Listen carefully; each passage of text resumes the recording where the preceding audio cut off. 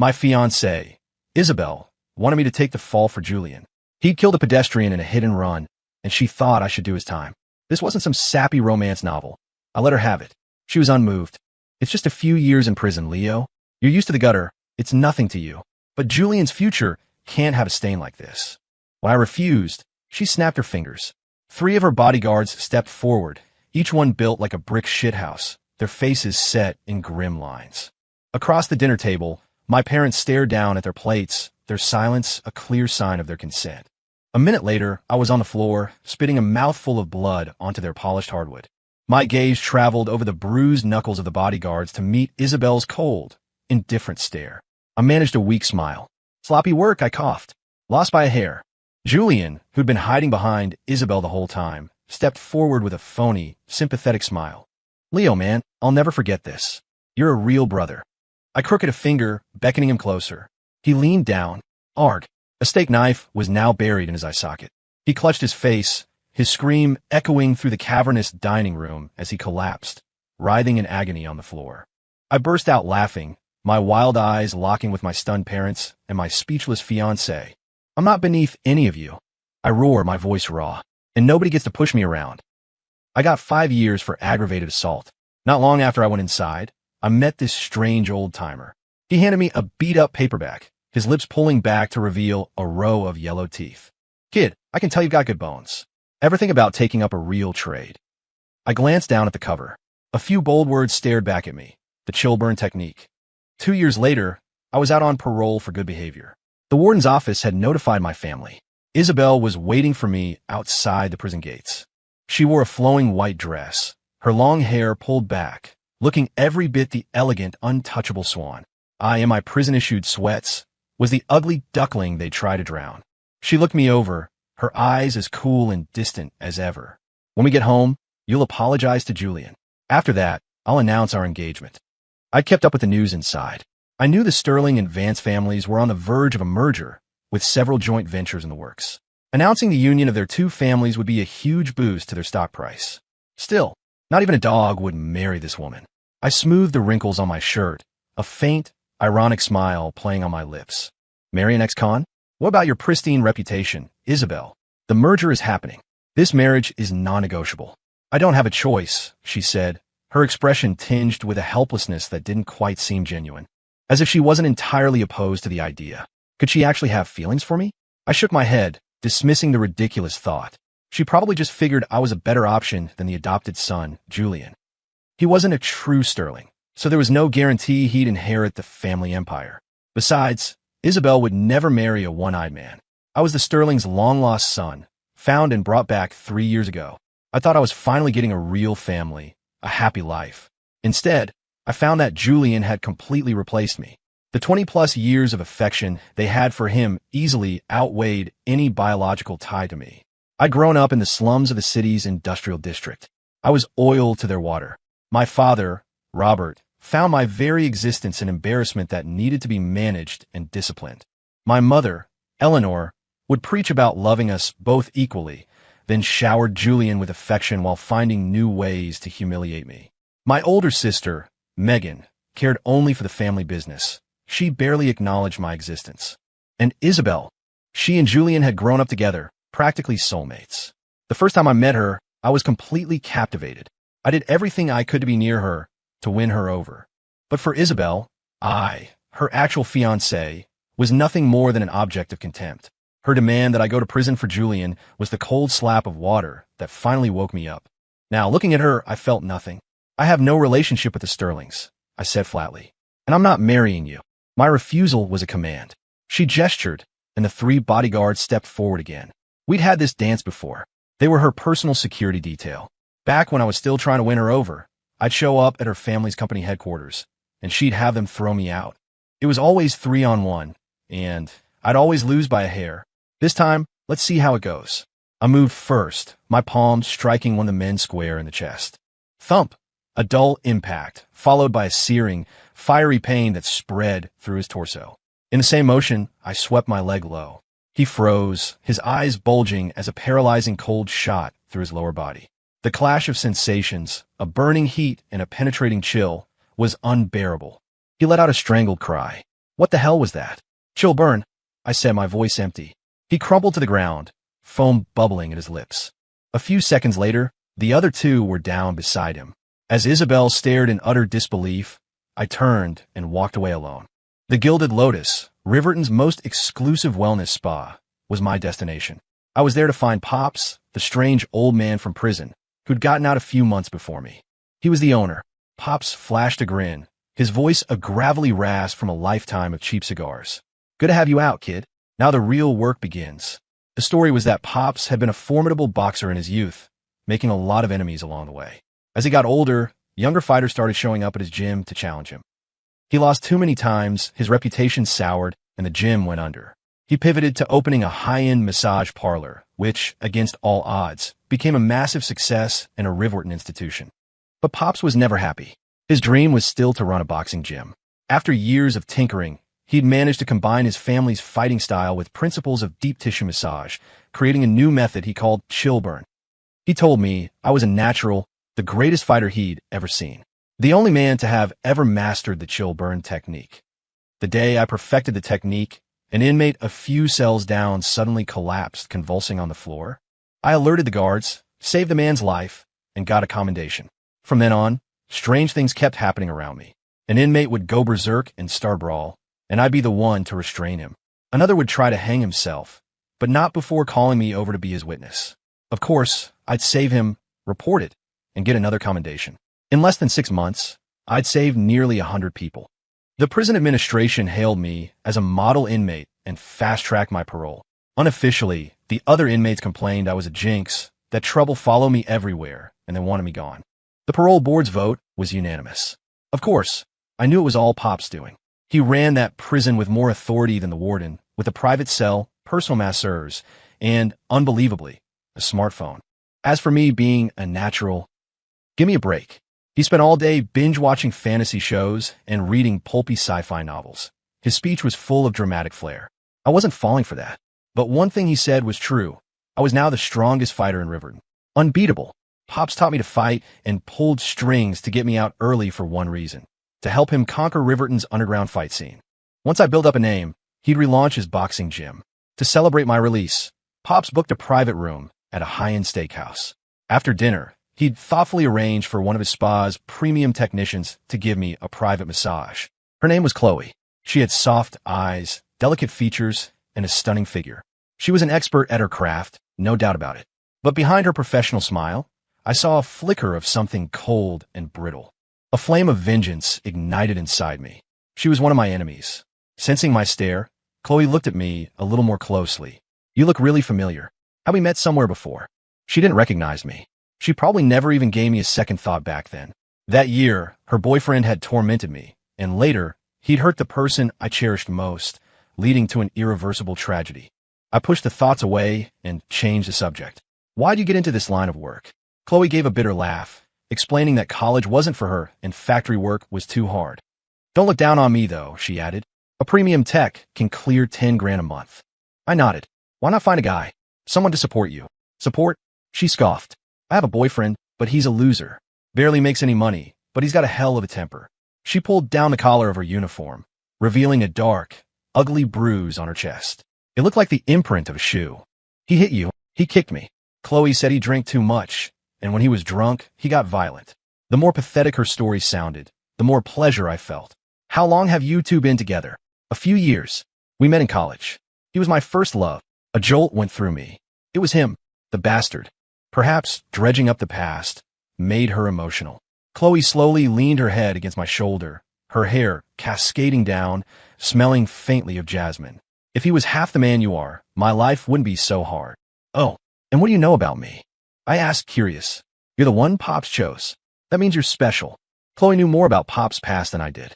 Turns out, he'd been a heavy hitter for the local mob before going straight. Even after his gym was forced to close, he never used his old connections to get revenge. He was, in his own way, an honorable man. For the last few years, Pops has been traveling all over, scouting for talent. He even did a stint in prison just to find an apprentice. I was stunned. So he got himself locked up just to find me? Chloe nodded. Pops is a man with a dream. I was speechless. What about you, handsome? Chloe's breath was warm against my neck, her eyes mesmerizing. What kind of man are you? I'm a man, I said, my arm wrapping around her waist as I pulled her down on top of me. Back at the Sterling mansion, Robert was furious when he heard I was cutting ties. That ungrateful brat. He has no sense of family loyalty. Eleanor, my mother, was even more venomous. That animal hurt Julian so badly, and he has the nerve to hold a grudge against us. Robert, just let him rot out there. Robert looked at his wife and sighed. He's still our blood, Eleanor. The family needs him. Julian can do everything he can, she shot back. Julian is blind in one eye. Do you really think Isabel's family will let her marry him now? You go ask them. Eleanor fell silent, her resentment for me deepening. Robert rubbed his temples and called for his daughter, Megan. Go find your brother. Tell him we're throwing a family dinner to welcome him home. Tell him to stop this childish nonsense. This was the first time Megan had ever sought me out. With the Sterling's resources, finding me at the spa was easy. My sister, who looked so much like me, was an expert at masking her emotions. The only time she ever showed a hint of a smile was when she was looking at Julian. But what she valued most was the family business. She believed everyone should sacrifice unconditionally for the company. I suspected she'd end up sacrificing her entire life to it. 2 years away had hardened me, built muscle on my frame. Megan seemed almost pleased by the change. This was what Sterling blood should look like. Father has arranged a welcome home dinner. Isabel will be there, she said coolly. Hilarious. A welcome home party for an ex-con. I sneered. I thought you were all such classy, high society people. I thought you looked down on trash like me. Megan, I'm done with you people. I don't recognize you as my family. You get it? Megan pointed out that she hadn't been there the day they tried to force me to take the fall. You being there or not wouldn't have changed a damn thing, I said with disgust. Her tone shifted. The company just acquired that parcel of land out by the old factory district. The grind. My blood ran cold. That was where I used to live. The place that held my most precious memories. What are you planning to do with it? Megan didn't answer directly, only saying there were no immediate plans for redevelopment. The implication was clear. My cooperation would determine its fate. I was silent for a long time. Finally, I agreed to go home.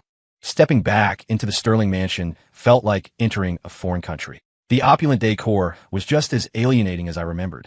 At the long rectangular dining table, the whole family stared at me like I was an intruder. You're back. Good. Sit, Robert said, gesturing to the empty seat next to Isabel. Julian's face was a mask of fury. In 2 years, he'd grown his hair out, with long bangs deliberately covering his ruined eye. He looked androgynous and pathetic. I couldn't help but let out a short, sharp laugh, which seemed to strike a nerve. He's an ex-con, Julian snapped. He doesn't deserve to sit next to Isabel. I don't, I agreed. But a one-eyed cripple sure as hell doesn't either. Clang, Julian slammed his silverware down and yelled for a servant to throw me out. This time, Isabel said nothing. Her expression just grew colder. Megan shot me a warning glance before turning to tell Julian to calm down. Robert's voice boomed across the table, ordering Julian to show some restraint. Why is everyone blaming me? He's the one who stabbed me in the eye. Julian shrieked. I shrugged, feigning confusion. I already did the time. Why can't you be the bigger person? Bigger person my ass. See? I said, turning to my mother. He's even swearing at you now. Eleanor's brow furrowed, her pupils shrinking into 2 points of black fire. I knew she was about to explode, so I cut her off. You're just the adopted son, I declared, my voice ringing through the room. Once these two kick the bucket, I'm the sole heir to the Sterling fortune. And the first thing I'll do is throw you out on the street. My declaration of dominance hit its mark. Julian's good. I turned red. He grabbed Eleanor's arm and started to sob like a child. Mom, are you really going to let him bully me like this? Eleanor wrapped her arms around him protectively, glaring at me like an enraged mother hen. You monster. Wasn't it enough that you maimed him? Why are you so vicious? Isabel stood up, pointing a finger at me. Even if we get married, Julian will always be my brother. I will protect him. I laughed. Don't you get it? Marrying me is the cruelest thing you could do to him. This adopted son of yours is in love with you. How do you think he'll feel when you're in my bed, having my children? Megan shot to her feet, cutting me off. Leo, that's enough. We are a family. I wag my finger. You never treated me like family before. I'm just returning the favor. Perhaps my 2 years away had made them forget who I really was. They didn't seem to recognize the person in front of them. The truth was, I'd always been this way. I'd just been blinded by a pretty face for a while. Now, Megan's face was grim, Isabel's gaze was a swirl of conflicting emotions, and Robert's brow was deeply furrowed in silent thought. Only Eleanor was still screeching. Get out. I don't recognize you as my son. From now on, Julian is my only son. Guess I won't be staying for dinner then, I said. I ripped a roasted chicken leg from the platter on the table and gnawed it clean. Then I tossed the bone into the trash can. The thud it made felt like a final goodbye. Everyone's expression was a mix of shock and anger. Only Julian's face was twisted in a mask of pure, unadulterated hatred. The grind was what they called the blighted neighborhood of decaying tenements and abandoned warehouses on the edge of the city.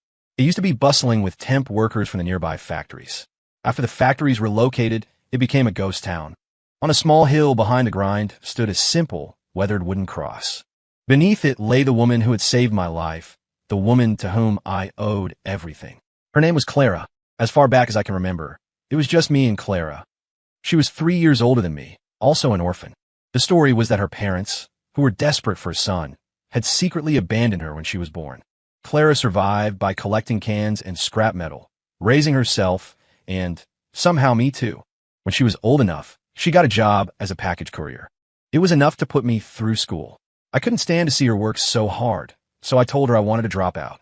I want to get a job too. It would be easier for you. But Clara refused. She told me I had to get an education, that without it, I'd never make real money. It didn't make sense to me. She was making over $5,000 a month. She'd tell me stories about people who studied hard, got into good careers, and made tens of thousands a month. So if you want to make my life easier, she'd said, you'll work hard and get into college. I nodded and promised I would. I managed to get into a local university in Riverton. It was a third-rate school, mostly known as a place for rich kids to buy a degree, but I chose it so I wouldn't have to be apart from Clara. It was a mistake. A couple of frat boy assholes targeted me right away. Knowing my background, they openly called me an orphan. The taunt opened up old wounds, making me timid and unwilling to fight back against their bullying. But they escalated, trying to steal my living expenses. That money was from Clara. It was more important than my own life. I wasn't giving it to them. That time I fought back. The result was 7 or 8 of them beating me senseless. Smash! A beer bottle shattered against my head. Blood streamed down my face, blurring my vision. The world started to spin. Through the haze, I saw a slender figure running toward me. It was Clara. She was swinging a tire iron, driving the bastards away from me. Afterward, Clara went straight to the university administration and demanded the students be punished. She wouldn't let it go, even calling a local news station to get reporters involved. The university, fearing a scandal, expelled the students who'd assaulted me. After that, no one ever dared to bother me again. Clara told me I was born just the same as them, that I was no less of a person. From now on, no one gets to bully you. I swear it. When I first came to the Sterling house, I saw a hint of Clara in Isabel's face, and it threw my world off its axis. Now, the Sterlings own the land where Clara was buried. The thought of moving her grave became an urgent, burning need. I'd already found a perfect spot for her ashes, a niche in a respected local church that would cost $50,000. Unfortunately, I didn't even have $1,000 to my name. After a couple of idle days, Pops took me to a fight. It was in the basement of a warehouse. An underground match. I was confused. I thought you went straight. He shot me a glare. I don't have a license, do I? We gotta do a few of these on the down low. Once you make a name for yourself, the sponsors will come knocking. I just roll my eyes at him. I stepped into the ring. The bell rang. My opponent went down. A one-punch knockout. I went to collect my winnings from Pops. The bastard handed me $500. I was furious. We agreed on 20 grand a win. Are you trying to rip me off? Hell, you still owe me, he barked. It was for tuition for the Chilburn technique. He theatrically tapped a few numbers into a calculator and shoved it in my face. Should have called me master when you had the chance. Tuition, $19,500. I gave him a thumbs up. Fine, I'd pay it. Clara had raised me. Mistaking the Sterlings for family was a mistake I deeply regretted. From now on, I didn't want to be tied to anyone. In prison, I made a vow. The only person I would ever acknowledge was Clara. 500 was 500. The power was in my fists. The money would come. That night, after the fight, 6 burly men blocked my path in a dark alley. Leading them were Isabel and Julian. Julian wore a sadistic grin. Isabel, I want his legs broken. Isabel nodded, her face a cold mask. I promised Julian I would break one of your legs. After that, your debt to each other is settled.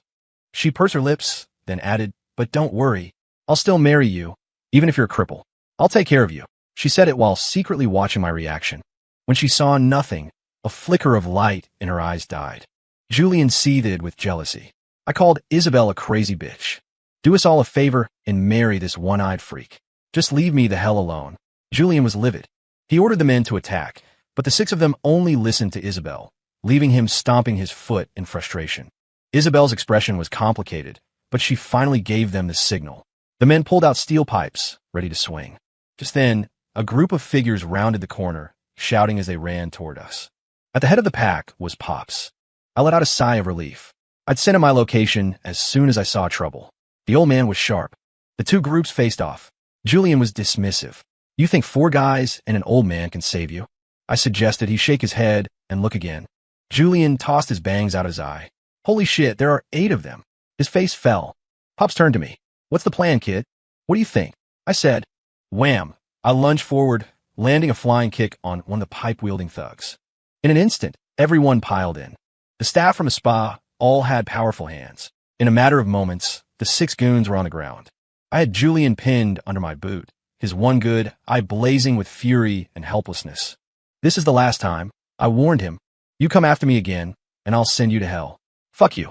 Julian roared. You either kill me now, or I'm never going to stop. I looked up at Isabel. What do you say? Her face was pale. She knew she was on the losing end of this. This ends here. I promise Julian won't bother you again. And you'll stay away too? I added coldly. For a second, Isabel's body trembled. In the underground circuit, I was invincible. I won 7, 8 fights in a row, all of them by knockout. I started to make a name for myself in Riverton. Promoters and agents started calling, recruiting on behalf of wealthy backers. My life was suddenly filled with new faces, people with power, money, and women. The city I'd lived in for nearly 30 years was finally showing me its hidden, darker side. Chloe was always by my side. She wanted to break up with her boyfriend and be my woman exclusively. After all, I was supporting her, I didn't drink, and I was always gentle with her. Chloe often told me I was a man she could depend on, a man she wanted to marry. But I wasn't interested. I only told her I would teach her boyfriend a lesson for her, to help her get even. He hurt you, I'd said. He's going to pay for it. Hearing this, Chloe's eyes would glisten with tears. I was sure of it. She was madly in love with me. She was constantly trying new things to please me, afraid I'd get bored. Meeting you feels like a dream, she'd often say. I'm so happy. I'm afraid it's all going to disappear. I would comfort her, whispering in her ear. Maybe meeting me wasn't a dream. Maybe it was a curse. Following my plan, Chloe lured her boyfriend, Ryan, to one of my fights, convincing him to get in the ring with me. Years of heavy drinking had left him looking haggard, but his eyes still held a defiant arrogance. The moment he saw me, his face went white with shock. Leo, what the hell are you? I didn't give him time to think. One punch, and he was out cold. When Ryan woke up, he was in the grind, tied to a chair. I pulled Chloe into my arms, and she kissed me tenderly, right in front of him. The sight made Ryan's eyes burn with rage. Chloe, you cheating bitch. Slap. Chloe walked up to him and slapped him hard across the face. She admitted everything. I've been Leo's woman for a while now. What are you going to do about it? Ryan coughed up a mouthful of blood, his face a portrait of despair. You whore. I curse you. I hope you die a miserable death. I was with you for years, Chloe screamed back. And what did I get? Nothing but beatings. You're the one who deserves to die. Baby, I said softly, handing her a steel shovel. Why don't we cripple him? I'm afraid he might actually try to hurt you. Thinking of all the abuse she'd suffered, Chloe's face hardened. She took the shovel and brought it down on Ryan's limbs. Thud, thud, thud. With his arms and legs broken, Ryan could only wail. Chloe, you're heartless. You're a monster, a slut. I steadied Chloe's trembling hands, whispering in her ear. See? He's not going to let you go. Why don't you make him disappear for good? Chloe froze, hesitating. He's crippled. He can't hurt me now. But he has a family, friends. They'll never stop harassing you, I murmured. And most importantly, I don't want to lose you. That was the key. It was like opening Pandora's box. A murderous glint appeared in Chloe's eyes. Another sickening thud. Ryan stopped breathing. Chloe collapsed against me, her body limp. Leo, I did it. For us. For our future. I praised her, telling her she did a great job. Then I called the police. With the silent security footage I provided, Chloe's guilt was undeniable. The night before her trial, she demanded to see me, threatening to kill herself if she couldn't. I granted her wish. In the holding cell, she looked at me, her face a canvas of confusion. She couldn't understand why I'd done this to her. Do you remember Clara? I asked. The woman at the food truck that night? Chloe's eyes widened in recognition. It was you. A moment of shock turned into a bitter laugh. I knew you looked familiar. That night, years ago, was just like this one. Ryan Chloe, and their friend were eating at a late-night food truck when they saw Clara. Ryan, still bitter about being expelled for bullying me, convinced 3 of his friends to go after her. They were delinquents with no fear of consequences. 2 of them held Clara's face against the hot grill while she screamed. The third kicked her repeatedly in the stomach. She lost a lot of blood. If a passerby hadn't called 911, she would have died right there. The 3 guys who attacked her went to prison. But Ryan and Chloe got off with a civil penalty. Chloe looked lost, but Ryan and I never touched her. I understood what she meant, but I didn't care. If you 2 hadn't egged them on, she wouldn't have died later from her injuries. This is your karma. She still had one last question, but I answered it before she could ask. I never loved you. Chloe was sentenced to life with the possibility of parole. She thought her life was over, but she was still young. She had a chance to get out one day, but I wouldn't give her that chance. I bought a niche for Clara in the memorial wall of the best church in Riverton. I didn't want to bury her in the ground, because I was afraid that after I died, there would be no one left to visit her grave. In the church, there would be constant prayers and offerings, a fitting eternal home for orphans like us. But when I brought a crew to the grind to exhume her remains, I found the wooden cross splintered and the ground dug up. Clara's urn was gone. In that instant, a chilling dread washed over me. After checking traffic camera footage from the area, I saw it. Julian had been to the grind, and I knew instantly it was Megan's idea. Back when I first lived with the Sterlings, I went to the grind every month to visit Clara's grave. Megan was the only one who knew. She'd even had my past investigated, so she knew exactly how much Clara meant to me. At the time, she'd sneered at me. The lower classes are always so sentimental. It proves what you are. I'll never forget the look of contempt on her face. When she'd asked me to come home, she had hinted at using Clara's grave to control me. That bitch. Using the dead as a bargaining chip, over and over. She had to die. I stormed into the Sterling Corporation headquarters and burst into the CEO's office. Megan, where are Clara's ashes? Ms. Sterling. He forced his way in. I couldn't stop him. I'll call security right now, my sister's assistant stammered, rushing in behind me. Megan closed the file she was reading. She wasn't surprised to see me. It was as if she had expected this. She dismissed her assistant and gestured for me to sit. As long as you do as Father asks, and marry Isabel, I'll tell you where they are. Using the dead for leverage. You're disgusting. She was unfazed. That makeshift grave was an embarrassment. I was just helping you move her to a better place. Consider it compensation for how we treated you in the past. We may have neglected you, but Julian has paid a price for what happened. We should all just move on. If you put the family first from now on, Father and I will make sure you're taken care of, she said, her voice calm and persuasive, hoping I'd abandon my convictions and be a good little son. Megan thought she had me under her thumb, but I was already past the point of reason. Smack. I threw my phone down on the desk in front of her. The screen was playing a video. It showed Julian standing in front of a dumpster, opening a small black box, and scattering a cloud of white dust into the trash. That was Clara's urn, I said, my eyes bloodshot. I lunged forward and wrapped my hand around Megan's throat. All of you Sterlings, you all deserve to die. I swear on my life. I hissed. I will send every single one of you to hell. Megan's lips trembled uncontrollably, the color draining from her face. I didn't know he would do that. I just wanted to do something for you, really. I meant no harm. I let go. She slumped to the floor like a discarded rag. After I left, a traumatized Megan went home. When Robert found out what had happened, he was enraged. He summoned Julian and unleashed his fury. You foolish boy. Have you no respect for the dead? How could you do such a thing? Julian hadn't expected to be found out so quickly. He stood there dumbfounded. Just then, Eleanor walked in and immediately moved to shield Julian. After hearing the story, she turned on Robert. That little monster blinded Julian, and he has yet to apologize. Julian was just getting revenge. It's perfectly reasonable. Furious at his wife's blatant favoritism, Robert's face grew red. Leo is your son too, Eleanor. Have you lost your mind? You're the one who's lost his mind, she shot back. He's already declared war on us, and you still think of that animal as your son? After more than 20 years, all of Eleanor's longing for her lost child had been poured into her adopted son. To her, Julian was the young Leo she'd lost. But Robert cared more about bloodlines. Or rather, he cared about profit. The Vance family already looked down on Julian's status as an adopted son. They certainly wouldn't approve of him now that he was blind in one eye. And besides, he noticed a certain spark in Isabel's eyes when she looked at Leo. Now, Robert Sterling was filled with a deep regret. He should never have underestimated his real son. I went to Pops and told him I needed his help to destroy the Sterling family. I'll carry on your legacy, I told him. If I do it right, people will be bowing to your portrait for generations. Pops jumped to his feet. Don't jinx me, you little punk. I'm only 63, in the prime of my life. Stop talking nonsense. But I could tell the words had hit their mark. The idea of a legacy of his story being told for years to come in Riverton made his eyes light up. He immediately started talking about buying a new keyboard to write his memoirs. Still, he tried to caution me. Don't do something you'll regret, kid. They're still your family. What they did, it wasn't a death sentence. No, I said, they have to die. And my family, they've been gone for a long time. He saw the resolve in my eyes and gave a slow nod.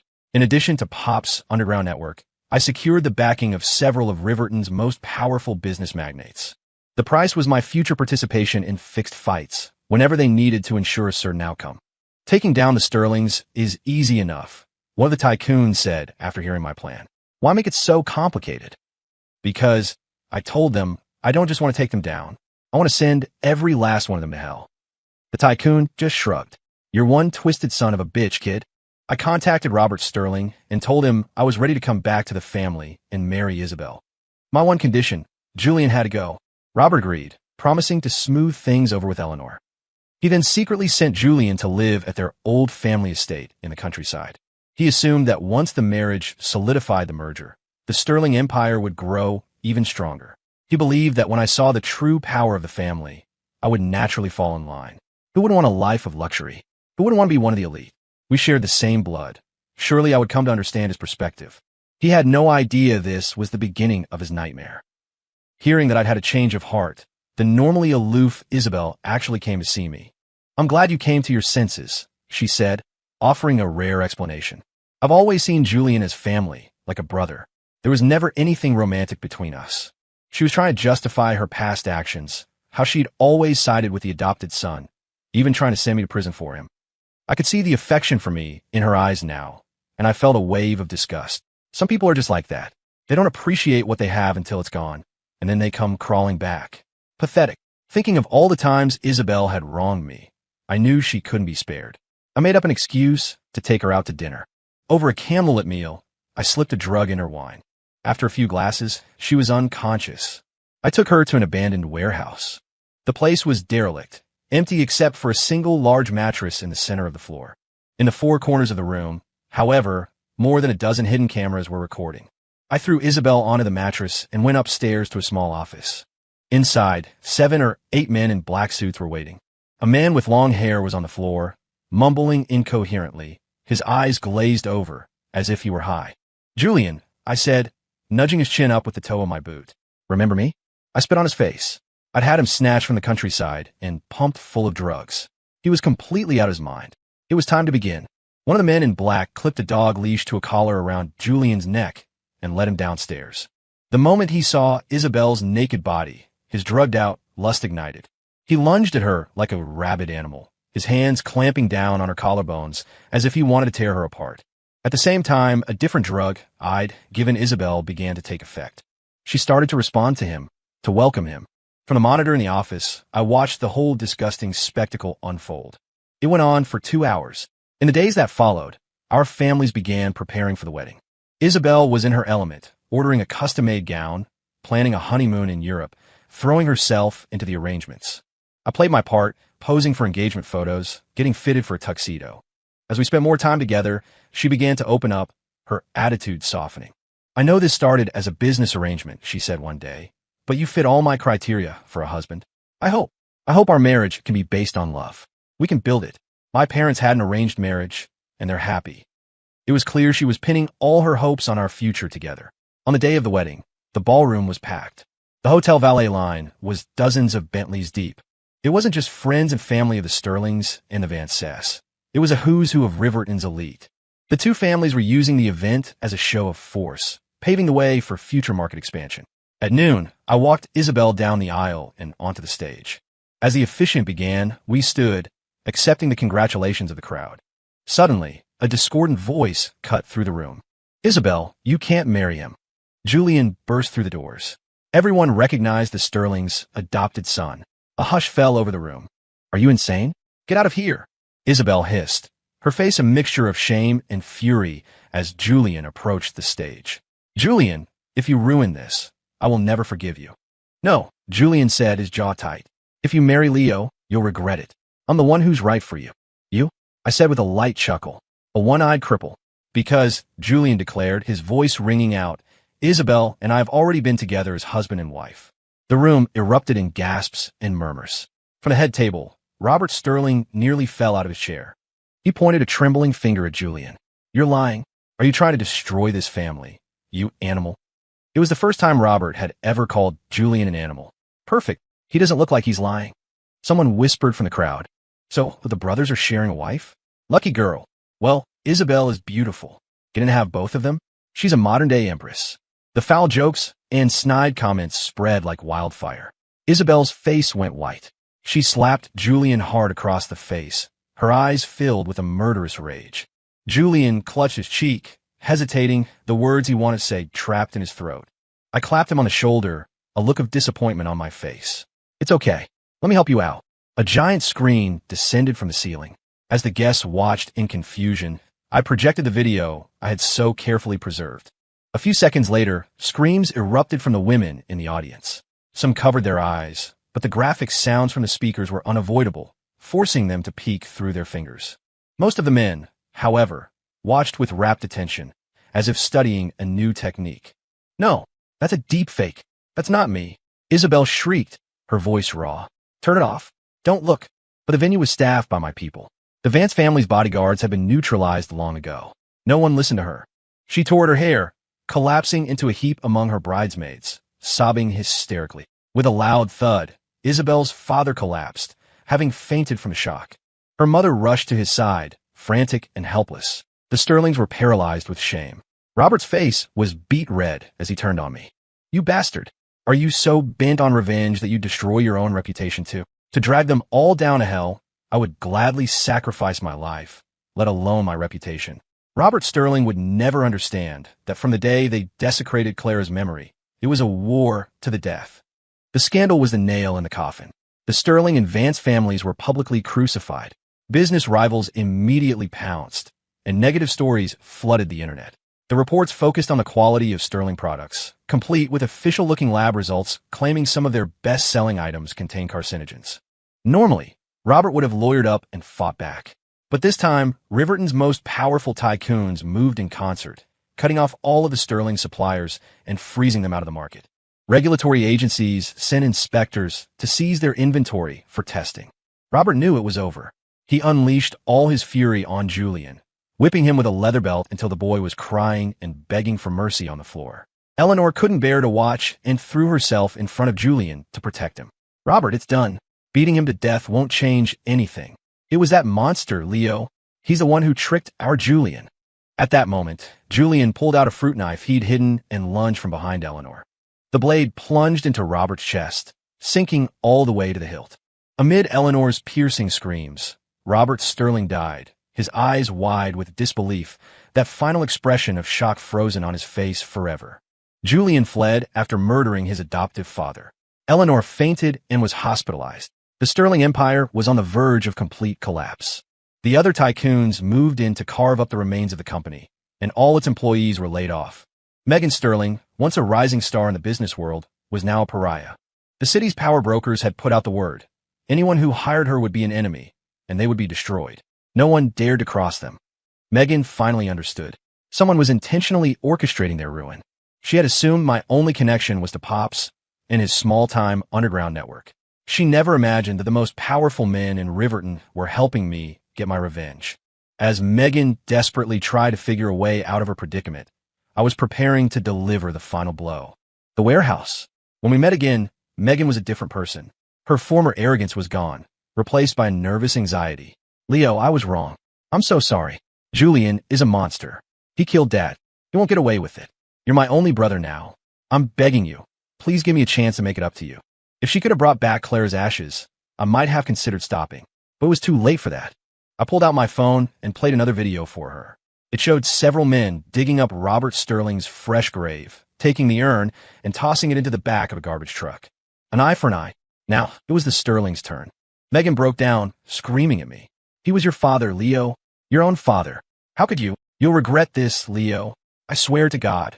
You will regret this, she shrieked, trying desperately to appeal to some sliver of familial sentiment she thought I might still have.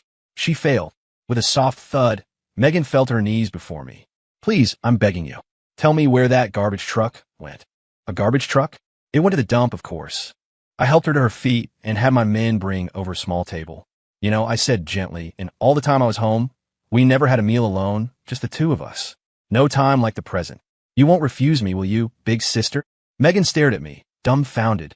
She had no appetite. But Dad's ashes. We'll talk after we eat, I said, cutting her off. I had a chef bring out a single bowl of fried rice. I pointed to it. Your favorite. I had a chef flown in from out of state just to make it for you. This bowl would cost $500 in a fancy restaurant. The colorful rice smelled incredibly fragrant. Megan gave a weak, bitter smile. You don't have to do this. 15 minutes later, she had forced down every last bite. Was it good? I asked. Yes, she nodded. It was the best I've ever had. Now, can you please tell me where Dad's ashes are? She was convinced this was just another one of my cruel games, a way to force her to have a meal with me. She probably thought I was just acting out, desperate for some kind of family connection. A look of pity crossed her face. Leo, you don't have to be this way. I promise from now on, I'll be a good sister to you. I'll make up for all the lost years. No need for that, I said, a cruel smile spreading across my face as I told her the truth.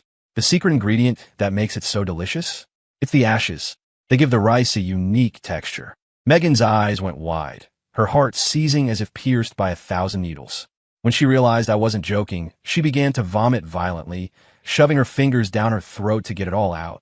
You're an animal, she screamed between heaves. A heartless, inhuman animal. I ignored her insults. They say a tiger won't eat its own cubs, but you just ate your own father. Megan, you're the real animal here. That last sentence was a hammer blow that shattered what little was left of her sanity. After that day, no one ever saw Megan Sterling again. The Sterling mansion. Now, it was Eleanor's turn for regret. The son she doted on had murdered her husband. Her daughter was missing. Her biological son wanted nothing to do with her.